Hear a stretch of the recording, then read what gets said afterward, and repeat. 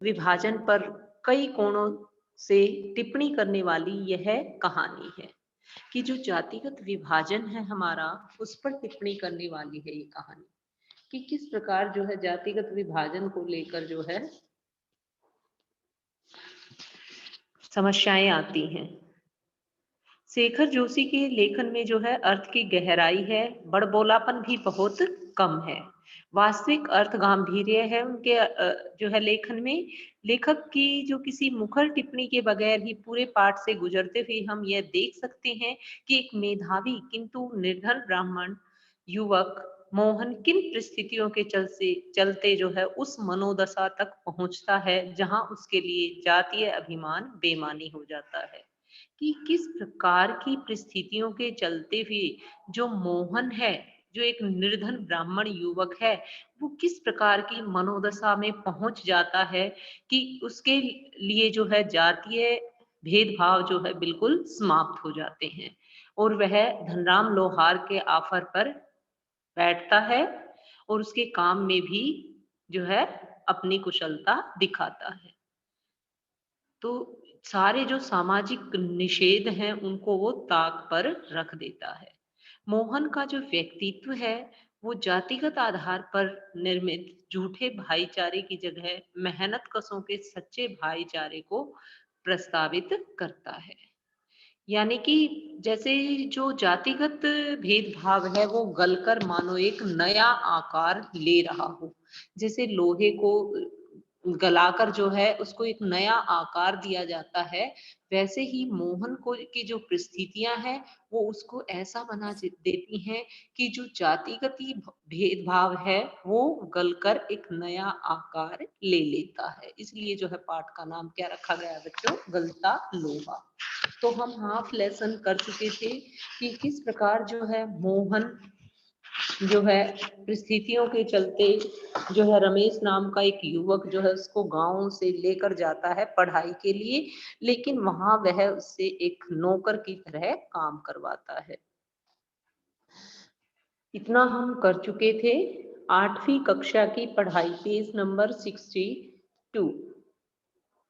8वीं कक्षा की पढ़ाई तक आप देखेंगे, पेज नंबर 62 ओपन करेंगे बेटा, पेज नंबर 62। 8वीं कक्षा की पढ़ाई समाप्त कर छुट्टियों में मोहन गांव आया हुआ था। जब वह लौटकर लखनऊ पहुंचा तो उसने अनुभव किया कि रमेश के परिवार के सभी लोग जैसे उसके आगे की पढ़ाई के पक्ष में नहीं है। बात घूम फिर कर जिस ओर से उठती वह उसी मुद्दे पर जरूर खत्म हो जाती कि हजारों लाखों बीए एमए मारे मारे बेकार फिर रहे हैं। ऐसी पढ़ाई से अच्छा तो आदमी कोई हाथ का काम सीख ले। रमेश ने अपने किसी परिचित के प्रभाव से उसे एक तकनीकी स्कूल में भर्ती करा दिया। मोहन की दिनचर्या में कोई विशेष अंतर नहीं आया, वह पहले की तरह स्कूल और घरेलू कामकाज में व्यस्त रहता। धीरे धीरे 1.5-2 वर्ष का यह समय भी बीत गया और मोहन अपने पैरों पर खड़ा होने के लिए कारखानों और फैक्ट्रियों के चक्कर लगाने लगा। वंशीधर से जब भी कोई मोहन के विषय में पूछता तो वे उत्साह से उसकी पढ़ाई की बाबत बताने लगते और मन ही मन उनको विश्वास था कि वह एक दिन बड़ा अफसर बनकर लौटेगा। लेकिन जब उसे वास्तविकता का ज्ञान हुआ तो न सिर्फ गहरा दुख हुआ, बल्कि वे लोगों को अपने स्वप्न भंग की जानकारी देने का साहस नहीं जुटा पाए। धनराम ने भी एक दिन उनसे मोहन के बारे में पूछा था। घास का एक तिनका तोड़कर दांत खोदते हुए उसने बताया था कि उसकी सेक्रेटरीट में नियुक्ति हो गई है और शीघ्र ही विभागीय परीक्षाएं देकर वह बड़े पद पर पहुंच जाएगा। धनराम को त्रिलोक सिंह मास्टर की भविष्यवाणी पर पूरा यकीन था। ऐसा होना ही था, उसने सोचा। दांतों के बीच में तिनका दबाकर असत्य भाषण का दोष न लगने का संतोष लेकर वंशीधर आगे बढ़ गए। यानी कि जब जो है वंशीधर से कोई भी पूछता कि उसका बेटा क्या करता है, तो सच्चाई का पता लगने के बाद भी जो है वंशीधर ने सोचा कि कहीं पोल न खुल जाए, इसलिए उसने बताया कि मेरे बेटे मोहन की जो नियुक्ति है वो सेक्रेटरीट में हो गई है। लेकिन वह झूठ बोल रहा था और दांतों के नीचे तिनका दबा रखा था ताकि असत्य भाषण का दोष उसे न लगे। धनराम के शब्द मोहनलाल बचपन से ही बड़े बुद्धिमान थे उन्हें बहुत देर तक कचोटते रहे। जब धनराम ने ये कहा कि जो मोहन था वो तो बचपन से ही बहुत मेधावी छात्र था, बुद्धिमान था, ये शब्द उन्हें काफी कचोटते रहे। त्रिलोक सिंह मास्टर की बातों के साथ साथ बचपन से लेकर अब तक के जीवन के कई प्रसंगों पर मोहन और धनराम बातें करते रहे। धनराम ने मोहन के हंसुए के फाल को पेंच से निकालकर भट्टी में तपाया और मन लगाकर उसकी धार गढ़ दी। गर्म लोहे को हवा में ठंडा होने में काफी समय लग गया था। धनराम ने उसे वापस बेंत मर पहनाकर मोहन को लौटाते हुए जैसे अपनी भूल चूक के लिए माफी मांगी। बेचारे पंडित जी को तो फुर्सत नहीं रहती, लेकिन किसी के हाथ भिजवा देते तो मैं तत्काल कर देता। जो हंसुआ जो है ठीक करवाने के लिए आए हुए थे मोहन धनराम के लोहार की दुकान पर, तो धनराम कहता है कि यदि आप किसी के हाथ भिजवा देते तो मैं ठीक करके घर भिजवा देता। मोहन ने उत्तर में कुछ नहीं कहा, लेकिन हंसुए को हाथ में लेकर वह फिर वहीं बैठा रहा, जैसे उसे वापस जाने की कोई जल्दी ही न हो। सामान्य तौर से ब्राह्मण टोले के लोगों का शिल्पकार टोले में उठना बैठना नहीं होता। यानी कि शिल्पकार टोले में उठना बैठना जो है, जो शिल्पकार टोला है वो नीची जाति का माना जाता है और ब्राह्मण जो है सर्वश्रेष्ठ जाति का माना जाता है, इसलिए जो है ब्राह्मण उनके टोले में नहीं बैठते। लेकिन क्या किया मोहन ने, किसी कामकाज के सिलसिले में यदि शिल्पकार टोले में आना ही पड़ा तो खड़े खड़े बात निपटा ली जाती है। ब्राह्मण टोले के लोगों को बैठने के लिए कहना भी उनकी मर्यादा के विरुद्ध समझा जाता है कि शिल्पकार लोग हैं वे ब्राह्मणों को, उस समय की बात है, तो वो बैठने के लिए भी नहीं कह सकते थे। पिछले कुछ वर्षों से शहर में जा रहने के बावजूद मोहन गांव की इन मान्यताओं से अपरिचित हो, ऐसा संभव नहीं था। धनराम मन ही मन उसके व्यवहार से असमंजस में पड़ा था, लेकिन परकट में उसने कुछ नहीं कहा और अपना काम करता रहा। जब मतलब वह जो है मोहन उसके वहां पर दुकान पर आया हुआ था, तो जो है ये बात जो है बड़ी असमंजस की लग रही थी धनराम लोहार को, लेकिन उसने प्रत्यक्ष रूप से कुछ नहीं कहा मोहन को। लोहे की एक छड़, मोटी छड़ को भट्टी में गलाकर धनराम गोलाई में मोड़ने की कोशिश कर रहा था। एक हाथ में संडासी पकड़कर जब वह दूसरे हाथ से हथौड़े को चोट मारता तो निहाई पर ठीक घाट में सिरा न फंसने के कारण लोहा उचित ढंग से मुड़ नहीं पा रहा था। तो क्या हुआ, जब मुड़ नहीं पा रहा था लोहा, तो वह दूसरे हाथ से हथौड़े की चोट मारता तो निहाई पर ठीक घाट में सिरे न फंसने के कारण लोहा जिस ढंग से मुड़ नहीं रहा था। मोहन कुछ देर तक उसके काम को देखता रहा। किसके काम को? धनराम लोहार के काम को। फिर जैसे अपना संकोच त्याग कर उसने दूसरी पकड़ से लोहे को स्थिर कर लिया और धनराम के हाथ से हथौड़ा लेकर नपी तुली चोट मारते, अभ्यस्त हाथों से धोकनी फूंक कर लोहे को दोबारा भट्टी में गर्म करते और फिर निहाई पर रखकर उसे ठोकते पीटते सुघड़ गोले का रूप दे डाला। यानी कि क्या कर रहा था जो धनराम था, वो एक लोहे की छड़ को जो है गोलाई का रूप देने की कोशिश कर रहा था। तो क्या हुआ कि वो काम जो है उससे सही नहीं हो रहा था, और वो किसने किया? मोहन ने। तो बेटा निहाई क्या होती है? एक ठोस जो है लोहे का टुकड़ा होता है जिस पर जो है लोहा रखकर जो है चोट की जाती है। एक ठोस जो है लोहे का टुकड़ा होता है निहाई, जिस पर लोहे को रखकर या किसी धातु को रखकर ऊपर से हथौड़े से चोट की जाती है। और धोकनी क्या होती है बेटा? जिसमें वह भट्टी जिसमें लोहे को गर्म किया जाता है वह कहलाती है धोकनी। तो मोहन ने वह काम जो है जल्दी ही कर दिया, जैसा कि आपको चित्र में दिखाया गया है।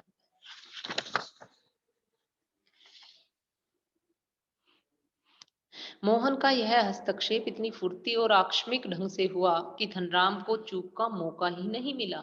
वह अवाक मोहन की ओर देखता रहा। बिल्कुल उसके मुंह से कोई शब्द नहीं निकला। किसके मुंह से नहीं निकला? धनराम के मुंह से। और धनराम और मोहन कौन थे बेटा?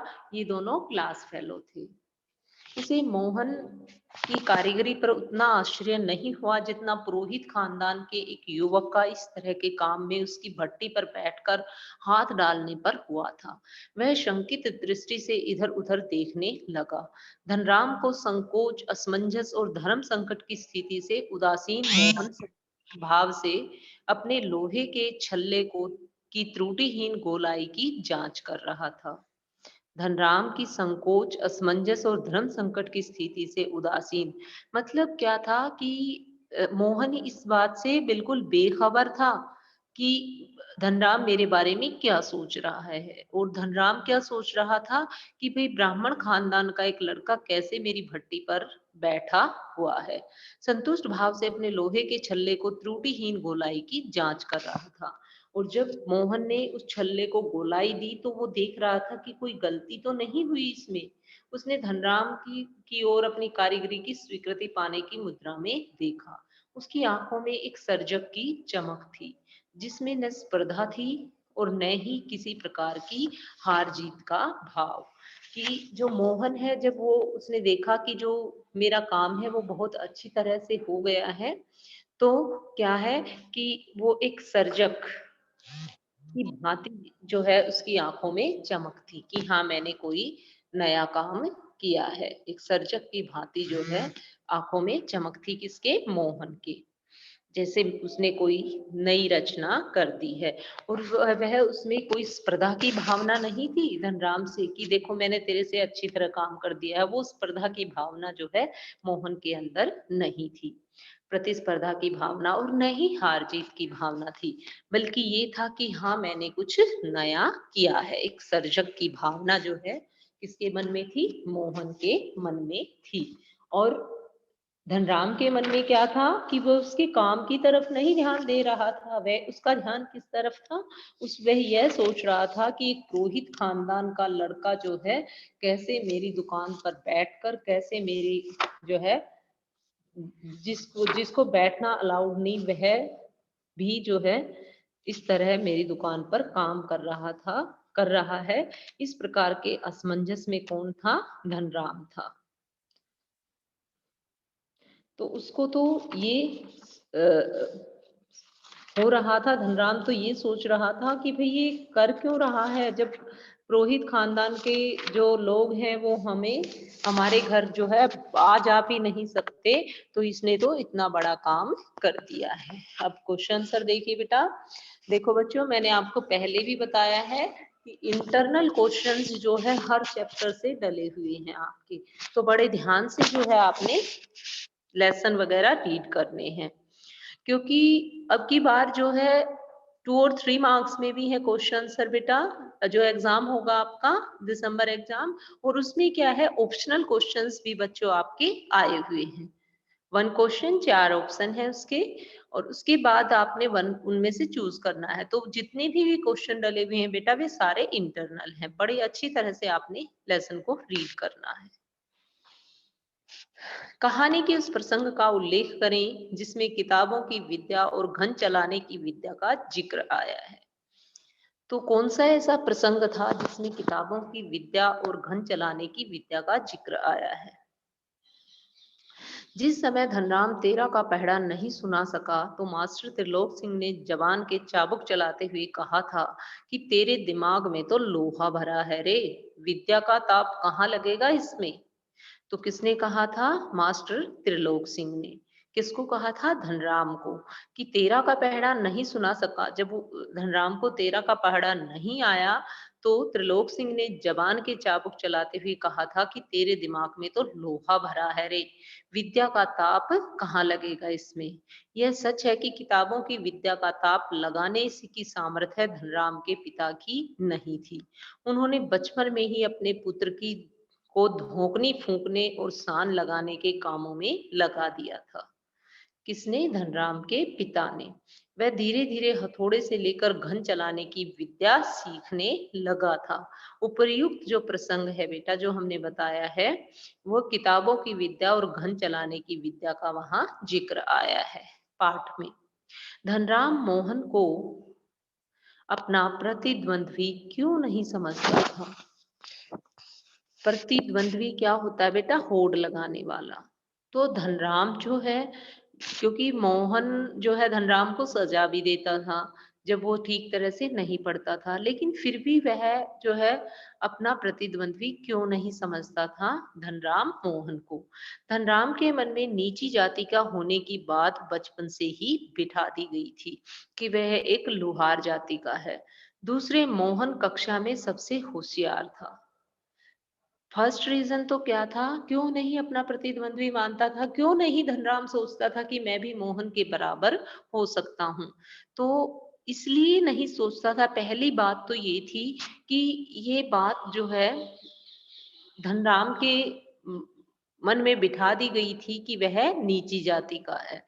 दूसरी क्या कि जो मोहन था वो बहुत ही इंटेलिजेंट, बहुत ही होशियार लड़का था। होशियार, इस कारण मास्टर जी ने उसे कक्षा का मॉनिटर बना दिया था। क्योंकि मोहन बहुत होशियार था, इसलिए जो है मास्टर जी ने उसे कक्षा का मॉनिटर बना दिया था। तीसरे, मास्टर जी कहते थे कि एक दिन मोहन बड़ा आदमी बनकर स्कूल और उनका नाम रोशन करेगा। तीसरी बात क्या थी कि मोहन को मास्टर जी ने मोहन के लिए भविष्यवाणी की हुई थी कि मोहन जो है बड़ा होकर जो है बड़ा आदमी बनेगा। उसे भी मोहन से बहुत आशाएं थी। इन सभी कारणों से मोहन को वह अपना प्रतिद्वंद्वी नहीं समझता था, मोहन के साथ होड़ नहीं लगाता था, मोहन का मुकाबला नहीं करता था। कौन नहीं करता था? धनराम नहीं करता था। किसका मुकाबला? मोहन का। थर्ड क्वेश्चन देखिए बेटा। धनराम को मोहन के लिए व्यवहार पर आश्चर्य होता है और क्यों? जब मोहन जो है उसके छड़ को गोलाई का रूप दे देता है, तो उसके व्यवहार पर आश्चर्य क्यों होता है? तो मोहन ब्राह्मण जाति का था और उस गांव में ब्राह्मण शिल्पकारों के यहाँ उठने उठते बैठते नहीं थे। मोहन जो है किस जाति से था? ब्राह्मण जाति से था। और उस गांव में ब्राह्मण शिल्पकारों के यहाँ नहीं बैठते उठते थे। यहाँ तक कि उन्हें बैठने के लिए कहना भी उनकी मर्यादा के विरुद्ध समझा जाता था। कि जब बैठते थे, यदि कोई मतलब कोई लोहार जाति का पुरोहित जाति के व्यक्ति को ये कहता कि बैठ जाओ, तो ये भी गलत बात समझी जाती थी।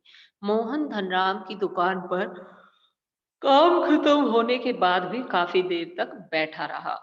जब वह अपने हंसुए की धार तेज करवाने आता है, तो धनराम उसके हंसुए की धार तेज कर देता है और उसके बाद भी जो है वह काफी देर बैठा रहा। इस बात पर धनराम को हैरानी हुई। उसे अधिक हैरानी तब हुई जब मोहन ने उसके हाथ से हथौड़ा लेकर लोहे पर नपी तुली चोटें मारी और धोपनी फूंकते हुए भट्ठी से लोहे को गर्म किया और ठोक पीट कर उसे गोल रूप दे दिया। मोहन जो है पुरोहित खानदान का पुत्र होने के बाद जो है निम्न जाति के काम कर रहा था। इसलिए जो है धनराम को मोहन के व्यवहार पर आश्चर्य हुआ, क्योंकि मोहन जो है वो एक उच्च परिवार से था, उच्च जाति से था। और जो लोहार जाति है वो निम्न जाति समझी जाती थी। तो वह एक पुरोहित खानदान का बच्चा होते हुए भी उसने जो है निम्न जाति के साथ काम किया था, इसलिए जो है मोहन को आश्चर्य हुआ। धनराम जो है शंका भरी दृष्टि से जो है इधर उधर देख रहा था। नेक्स्ट क्वेश्चन, क्वेश्चन नंबर 4 बेटा। मोहन के लखनऊ आने के बाद के समय को लेखक ने उसके जीवन का एक नया अध्याय क्यों कहा है? किसको? जो मोहन है जब वो लखनऊ आता है, तो मोहन के लखनऊ आने को जो है लेखक ने उसके जीवन का नया अध्याय क्यों कहा है? तो लेखक ने मोहन के लखनऊ प्रवास को उसके जीवन का नया अध्याय कहा है। क्यों? क्योंकि यहाँ आने पर उसका जो जीवन था बंधी बंधाई लीक पर चलने लगा। क्योंकि जो सुबह उसका मॉर्निंग का काम होता है, एज ए सर्वेंट वो वहाँ काम करता था। वह सुबह से शाम तक नौकर की तरह काम करता था। वह नए वातावरण व काम में बिल्कुल दब गया था, यानी कि नए वातावरण और काम का बोझ उस पर था। और इस कारण जो है एक मेधावी छात्र की जो प्रतिभा है वो कुंठित हो गई, यानी कि वो अंदर ही दबकर रह गई, क्योंकि उसको काम में जो है इतना काम का उसके ऊपर प्रेशर था कि जो उसकी प्रतिभा थी, जो उसकी इंटेलिजेंसी थी, वो उसके अंदर ही दबकर रह गई। वह बाहर नहीं निकल पाई, वह अपने आप को साबित नहीं कर पाया। उसके उज्जवल भविष्य की जो कल्पनाएं थी, जो इमेजिनेशंस थी, उसके पिता सोचते थे उसके भविष्य के बारे में, या मास्टर जी ने जो भविष्यवाणी की थी, वे सारी नष्ट हो गई। लखनऊ जाने के बाद अपने पैरों पर खड़ा होने के लिए उसे कारखानों फैक्ट्रियों के चक्कर लगाने पड़े, उसे कोई काम नहीं मिल सका। मास्टर त्रिलोक सिंह के किस कथन को लेखक ने जवान के चाबुक कहा है और क्यों? तो जब धनराम तेरा का पहरा नहीं सुना सका तो मास्टर त्रिलोक सिंह ने उस पर कटाक्ष करते हुए, कमेंट करते हुए कहा था कि तेरे दिमाग में तो लोहा भरा पड़ा है रे, विद्या का ताप कहाँ लगेगा इसमें। लेखक ने इन व्यंग्य वचनों को जवान के चाबुक कहा है। चमड़े की चाबुक शरीर पर चोट करती है, परंतु जुबान की जो चाबुक है वह मन पर चोट करती है। देखिए, अगर कोई शब्द हैं, कई बार वे हमें कितने, मतलब अगर बहुत सारा टाइम भी बीत बीत जाए, लेकिन यदि कोई हमारे ऊपर कमेंट करता है बेटा, तो उस कमेंट को हम कभी नहीं बोलते। तो जबान का जो चाबुक है वो मन पर चोट करता है। अगर वैसे आप चाबुक लगाते हो तो शरीर पर लगते हैं और थोड़े बहुत दिनों में उसके घाव भर जाते हैं, लेकिन जो जुबान का चाबुक है वो तो हमारे मन पर लगता है और वो कभी नहीं भूला जाता। अगर हमारे ऊपर कोई कमेंट करता है किसी बात पर, तो वह जो है कमेंट हमें जिंदगी भर याद रहता है। और वह जो है वह चोट कभी ठीक नहीं होती। इस चोट के कारण धनराम जो है आगे नहीं पढ़ पाया और वह पढ़ाई छोड़कर पुश्तैनी कामों में लग गया। कि जब मास्टर जी ने उसको ये कहा कि तेरे दिमाग में तो लोहा भरा पड़ा है, विद्या का ताप कहाँ लगेगा इसमें। तो इस कमेंट के कारण जो है उसका मन जो है काफी दुखी हो गया था धनराम का, और इसी कारण जो है वह आगे की पढ़ाई नहीं कर पाया। बिरादरी का सही सहारा होता है। किसने किससे कहा, किस प्रसंग में कहा, किस आशय से कहा, क्या कहानी में यह आशय स्पष्ट हुआ है। तो बेटा बिरादरी का यही सहारा होता है। ये शब्द किसने किसको कहे थे? मोहन के पिता बंसीधर ने बिरादरी के संपन्न युवक जो काफी अमीर था रमेश से कहे। तो मोहन के पिता बंसीधर ने रमेश से ये शब्द कहे कि बिरादरी का यही सहारा होता है। किस प्रसंग में कहे थे, क्यों कहे थे? तो जब वंशीधर ने मोहन की पढ़ाई के बारे में चिंता व्यक्त की रमेश के सामने, तो उसने सहानुभूति जताई रमेश ने और सुझाव दिया कि वे मोहन को उसके साथ ही लखनऊ भेज दे, ताकि वह शहर में रहकर अच्छी तरह पढ़ लिख सके। यह कथन किस आशय से कहा गया था? तो यह कथन जो है रमेश के प्रति कृतज्ञता व्यक्त करने के लिए कहा गया था। कृतज्ञता क्या होती है बेटा? किए गए उपकार को मानना। और कृतघ्न क्या होता है? जो किए गए उपकार को न माने, वो होता है कृतघ्न। और जो कृतज्ञ होता है, जो किए गए उपकार को माने। जैसे हमारा कोई काम करता है तो हम जो है उसको बेस्ट विशेस बोलते हैं उसके लिए, मतलब हमारे दिल से दुआएं निकलती हैं, तो वो क्या है? कृतज्ञ हैं हम उसके। और अगर कभी मौका मिलता है तो हम जो है उसके लिए भी काम करते हैं।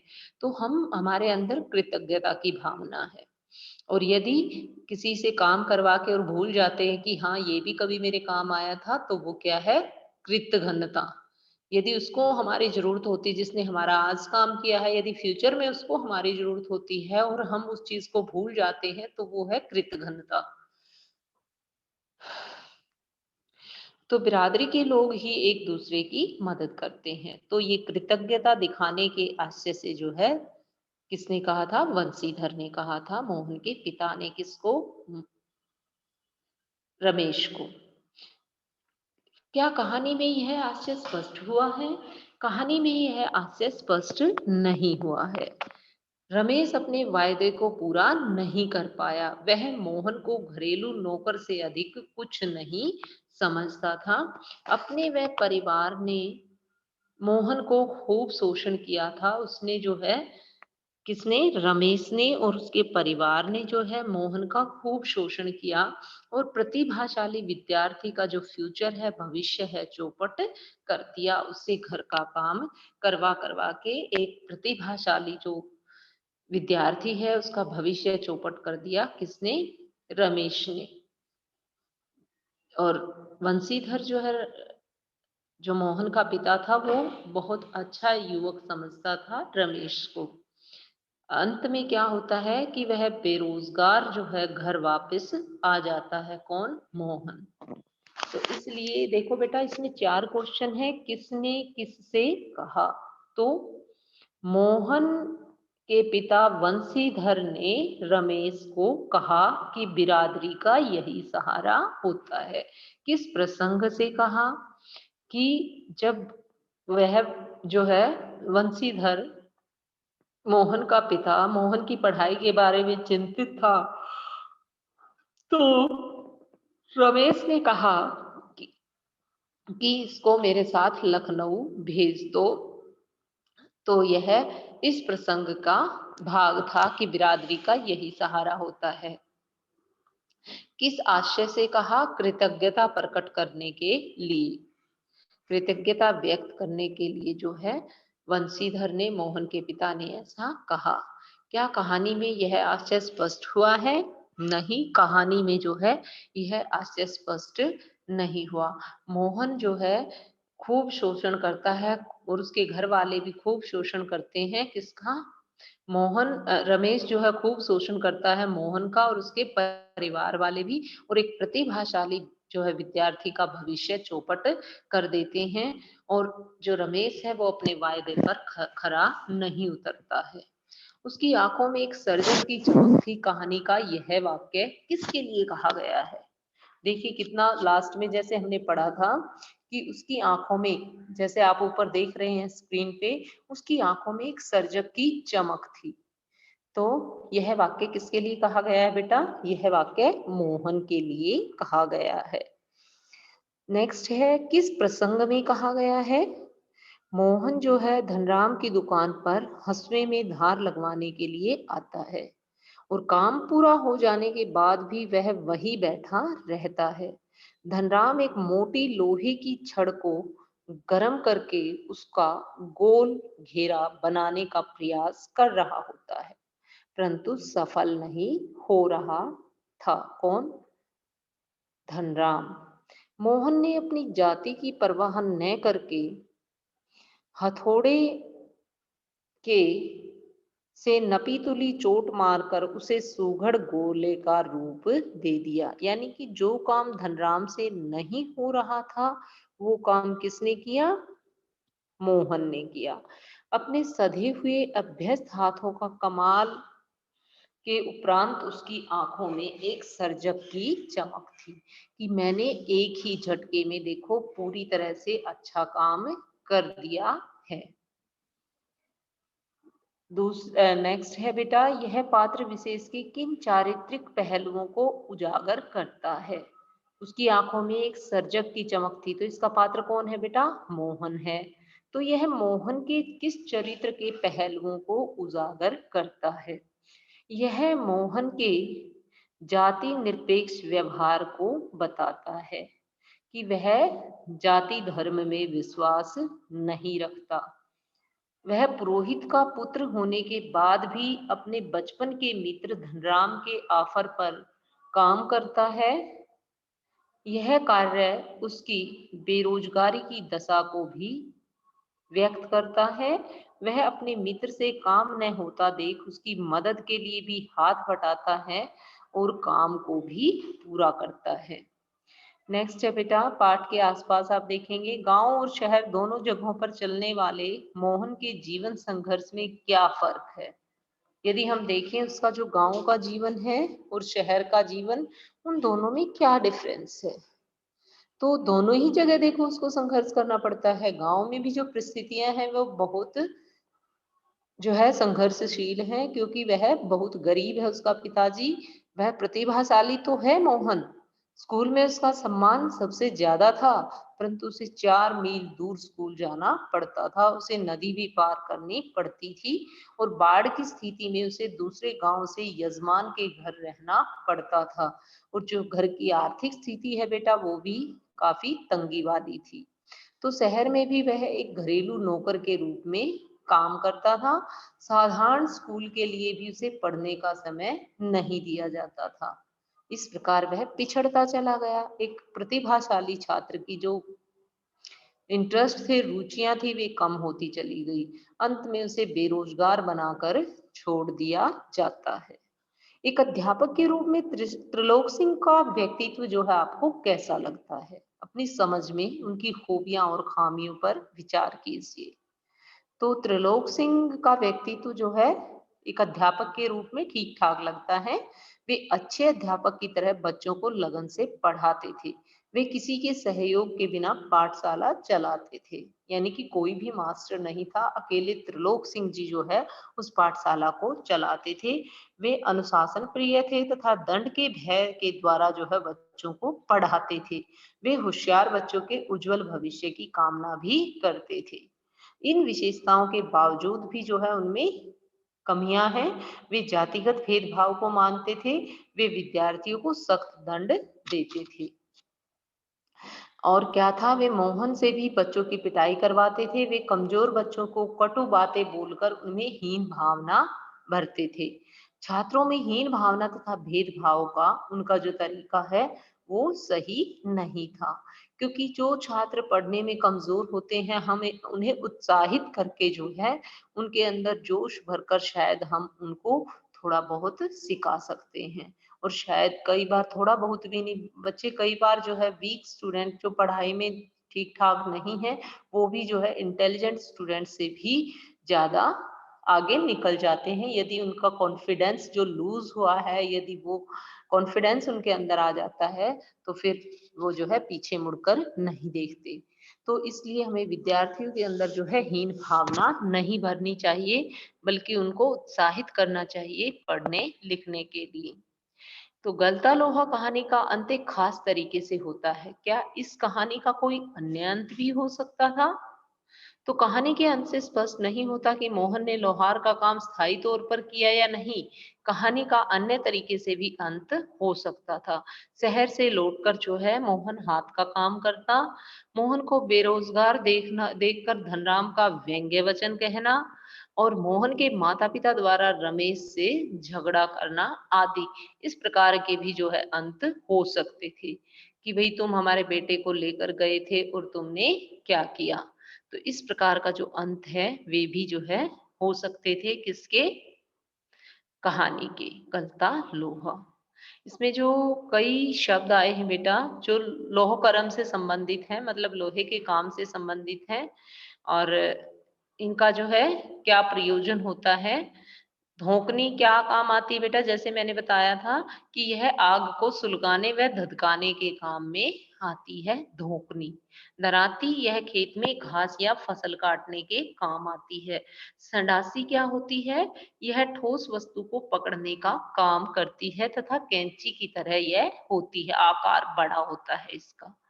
आफर भट्टी या लोहार की दुकान होती है। आफर भट्टी या लोहार की दुकान उसको बोलते हैं हम आफर। हथौड़ा ठोस वस्तु पर चोट करने का औजार, और यह लोहे को पीटता और कूटता है। तो लास्ट में क्या है कि पाठ में काट छाट कर जैसे कई संयुक्त क्रिया शब्दों का प्रयोग किया है। संयुक्त क्रिया शब्दों का यानी कि दो क्रियाएं एक साथ। तो कोई 5 शब्द आपने ऐसे चुनकर लिखने हैं जैसे उठा पटक कर, उठाना और फिर पटक देना। उलट पलट, एक बार सीधा करना फिर पलट देना, उल्टा करना। पढ़ लिख कर, पढ़ना और लिखना।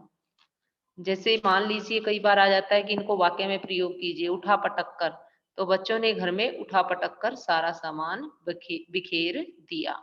उलट पुलट, दंगाइयों ने जो है दुकान का सारा सामान उलट पुलट कर दिया। पढ़ लिख कर हर युवा पढ़ लिख कर बड़ा आदमी बनना चाहता है। यहाँ तक का बेटा जो था हमारा लेसन। सहमते सहमते बैग खोने के कारण रोहित सहमते सहमते घर में घुसा। खा पी कर हम लोग झील में खा पी कर नाव चलाने लगे। बूते का प्रयोग पाठ में 3 स्थानों पर हुआ है, उन्हें छाट कर लिखिए और जिन संदर्भों में उनका प्रयोग हुआ है उन संदर्भों को भी स्पष्ट कीजिए। तो बूढ़े वंशीधर के बूते का अब यह सब काम नहीं है। तो किस संदर्भ में प्रयोग हुआ है ये बूते? लेखक स्पष्ट करना चाहता है कि बूढ़ा होने के कारण वंशीधर से जो है खेतों का काम नहीं होता। वंशीधर के बूते का अब यह काम नहीं है। बूढ़ा होने के कारण वंशीधर से खेतों का काम नहीं होता। दान दक्षिणा के बूते पर वे किसी तरह परिवार का आधा पेट भर पाते हैं। तो यह वंशीधर की दयनीय दशा का वर्णन करता है, साथ ही पुरोहित के व्यवसाय की निरर्थकता को भी बताता है। दान दक्षिणा के बूते पर वे किसी तरह परिवार का आधा पेट भर पाते थे। बलबूते पर जैसे कहा जाता है। तो जो वंशीधर थे वो अपने परिवार का गुजारा किससे करते थे बेटा? दान दक्षिणा से।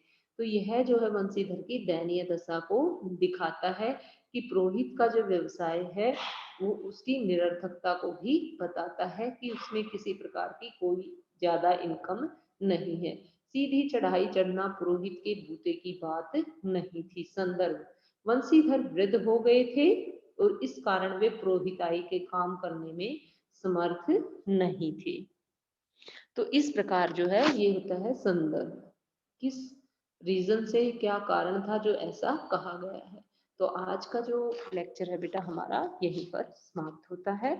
और जो नेक्स्ट है हमारा गद्य भाग का सारा रिवीजन हो चुका है, चारों लेसन्स, और ओरल टेस्ट आप कल देंगे इस लेसन, इन सभी लेसन्स का जो हमारे रिवीजन हुआ है।